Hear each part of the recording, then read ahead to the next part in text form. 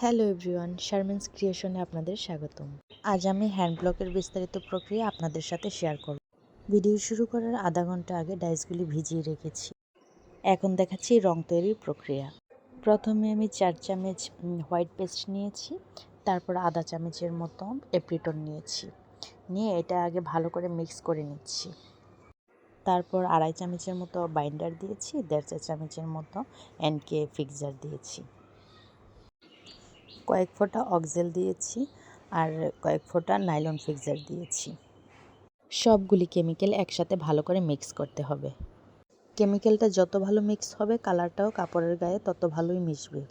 এখন আমরা জামার পরিমাপ এবং নকশা নিয়ে কথা বলবো। জামায় নকশা করার আগে কাপড়টা আমি আয়রন করে রেডি করে নিচ্ছি।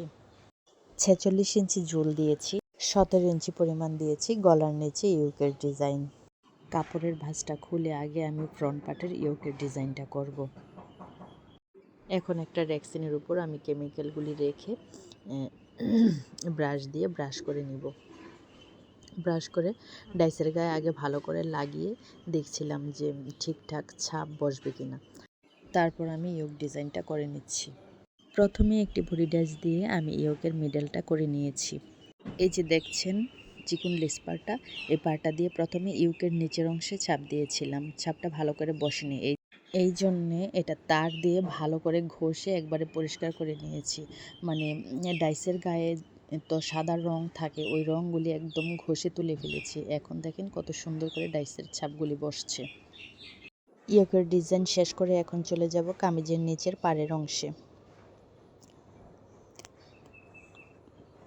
জুলের সাইডে 1.5 ইঞ্চির মতো রেখে তারপরে কাজ করব। গলাতে যে ডিজাইনটা রেখেছি, এখন কামিজের নিচের প্যানেলও আমি সেই ডিজাইনটাই রাখবো। সেজন্যে আমি চিকন লেস পার্টটা দিয়ে নিচের পাড়ের অংশে আগে করে নিয়েছি, তারপরে একটা বডি ডাইস, ওই বডি ডাইসটা দিয়েই পাড়ের মিডলে দিয়েছি। জামার পাড়ের 2 সাইডে চিকন পার্টটা দিয়েছি। মাঝে মাঝে কাপড়টি একটু উল্টে পাল্টে নিতে হয়, না হয় নিচ দিয়ে লেগে যায়, কারণ এটা সম্পূর্ণই একটা আঠা। পাড়ের অংশে আরেকটা নতুন ডাইস ব্যবহার করে এখন আরেকটা ছোট ডাইসের সাহায্যে কামিজের জমিনটা করে নিচ্ছি।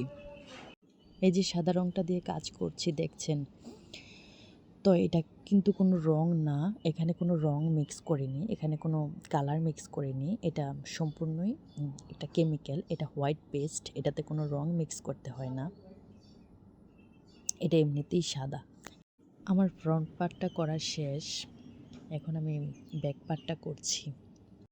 এই যে ডাইসটা দিয়ে করছি ব্যাক পার্টটা, এটা একটা নিমপাতা শেডের মতো।